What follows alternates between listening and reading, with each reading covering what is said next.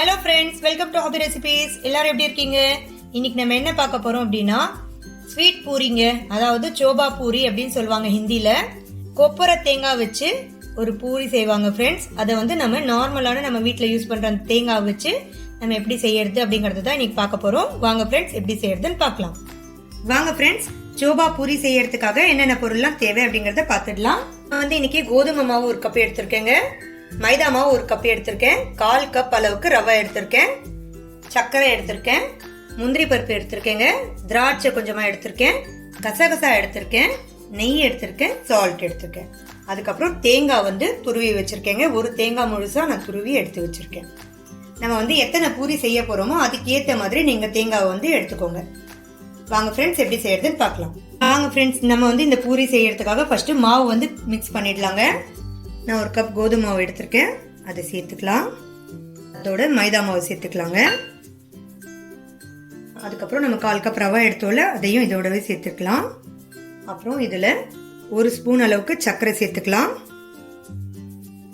அப்புறம் 1 ஸ்பூன் அளவுக்கு உப்பு சேர்த்துக்கலாம். இப்போ இதை வந்து நல்லா எல்லாத்தையுமே நல்லா கலந்து விட்டுடலாம்.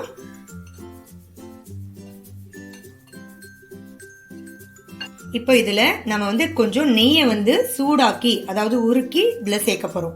அதுக்கு வந்து நான் ஒரு சின்ன கடாய் வைக்கிறேன், ஆன் பண்ணிக்கலாம். இப்போ இதுல 1 ஸ்பூன் அளவுக்கு, 1 டேபிள் ஸ்பூன் அளவுக்கு நெய் ஆட் பண்ணிக்கிறேன். இந்த நெய்யை நல்லா உருக்கிட்டு இந்த மாவுல ஆட் பண்ணிடுங்க.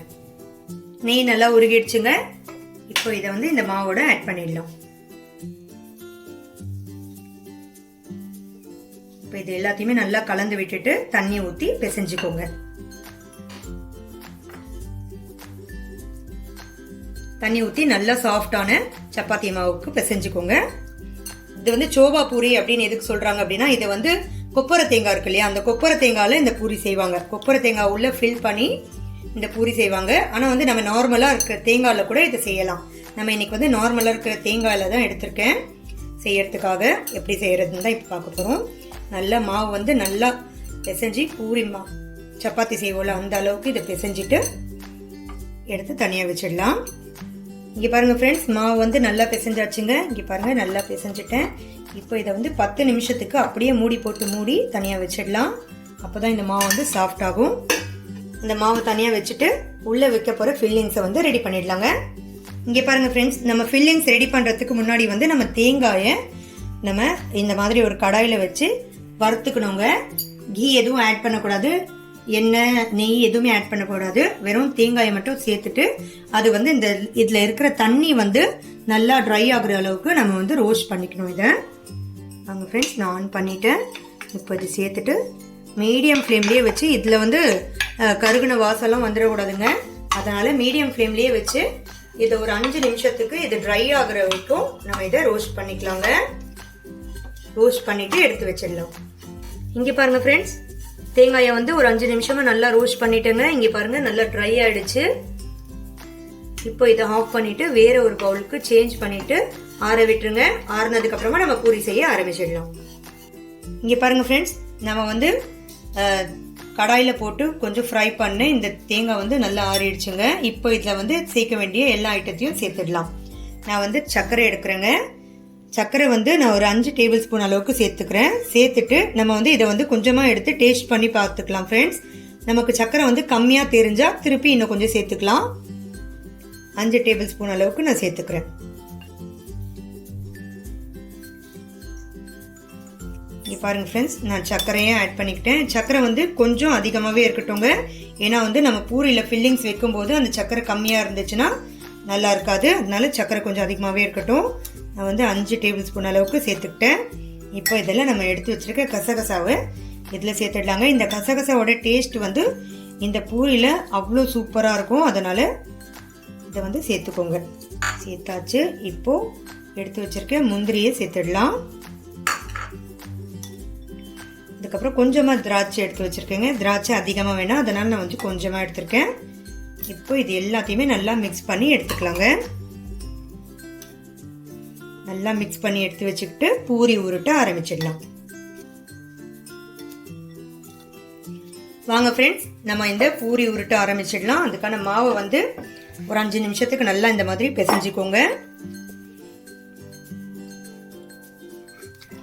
இங்க பாருங்க ஃப்ரெண்ட்ஸ், கொஞ்சமா மாவு எடுத்து இந்த மாதிரி பால் மாதிரி உருட்டிக்கோங்க. ஃபர்ஸ்ட் உருட்டிட்டு இதை பூரி மாதிரி, பூரி இல்லை சப்பாத்தி மாதிரி நல்லா இதை உருட்டிக்கோங்க.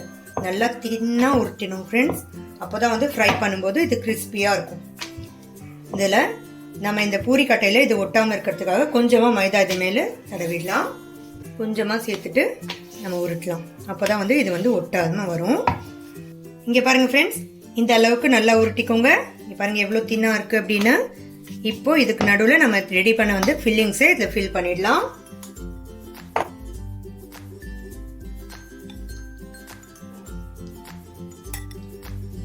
இங்கே பாருங்க இந்த அளவுக்கு வச்சுக்கலாம். அப்போதான் வந்து பூரி நல்லா இருக்கும் சாப்பிடும்போது.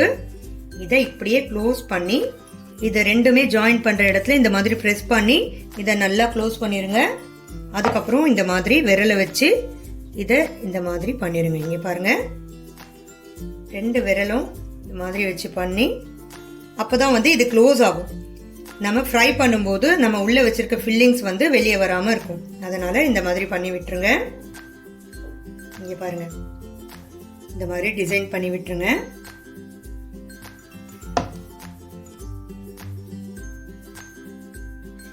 நான் வந்து உள்ள இருக்கிற அந்த ஃபில்லிங்ஸ் வந்து கொஞ்சம் அதிகமாக வச்சிருக்கேன் ஃப்ரெண்ட்ஸ். உங்களுக்கு கம்மியாக வேணும் அப்படின்னாலும் நீங்கள் கம்மியாக வச்சுக்கலாம். இதே மாதிரி எல்லா பூரியும் ரெடி பண்ணி எடுத்து வச்சுக்கோங்க. லாஸ்ட்டாக ஃப்ரை பண்ணிடலாம். இங்கே பாருங்கள் ஃப்ரெண்ட்ஸ், நம்ம எல்லா பூரியும் ரெடி பண்ணியாச்சுங்க. இப்போ நான் வந்து ஃப்ரை பண்ணிக்கலாம். இங்கே பாருங்கள், நான் ஒரு பேனில் வந்து ஒரு கடாயில் ஆயில் சூடாகிறதுக்காக ஒரு 5 மினிட்ஸ் முன்னாடியே எடுத்து வச்சுட்டேன். இப்போ இது சூடாகிட்டு இருக்கு. இப்போ இதை ஃப்ரை பண்ணி எடுத்துடலாங்க. ஒவ்வொரு பூரியாக போட்டு மீடியம் ஃப்ளேமில் வச்சு ஃப்ரை பண்ணி எடுங்க. மீடியம் ஃப்ளேமுக்கு மாற்றிட்டேன்.